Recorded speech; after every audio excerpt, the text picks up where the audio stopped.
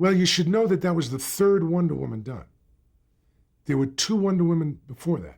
The first one was a 15-minute, let me tell you what happened. Dozier got the rights to Wonder Woman when I was on Batman. And he had a script written by Larry Siegel and Stan Hart, 2 of the Mad Magazine writers. It was a half-hour comedy, straight-out comedy. And it didn't work. So he asked me if I would rewrite it and cut it down to a 15-minute presentation. So I did.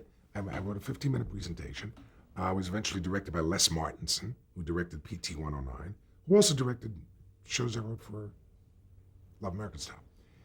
So we did it, and the guy in charge, Doug Kramer, who was in charge of Fox, didn't like it. Forgot about it. So I forgot about it.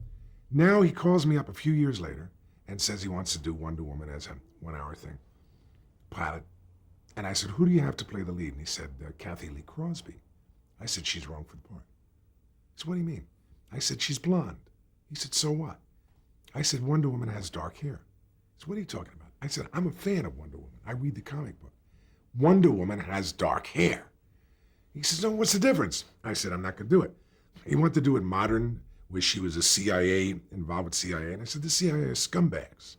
They're terrible. He said, well, that's what we're doing. I said, forget me. So they got John D.F. Black to write it. They do the show. I think Ricardo Montalban was in it. Gets good ratings, bad reviews. Calls me up again. He said, how would you do it? I pull out my notes from 2 years before, sent it over, and that's how the show got on the air. There's 2 other funny side stories with that. When I went over to her house to meet her, she was living off Fairfax by the high school. Knock at the door, opens the door. Here's a girl standing with glasses this thick, hair pulled back. I said, excuse me, I'm here to meet Linda Carter. She says, that's me. I look at her. She says, well, I don't look this way. She runs in the house, brings out an 8x10 glossy, and shows it. She says, that's what I look like. Now, we're looking for a person to play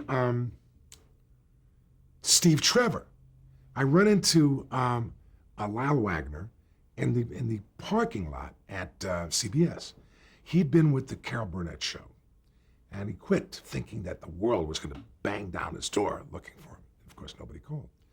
So in those years, he was driving a funny little Italian car called an Italia, and I was driving a Bugatti road racer.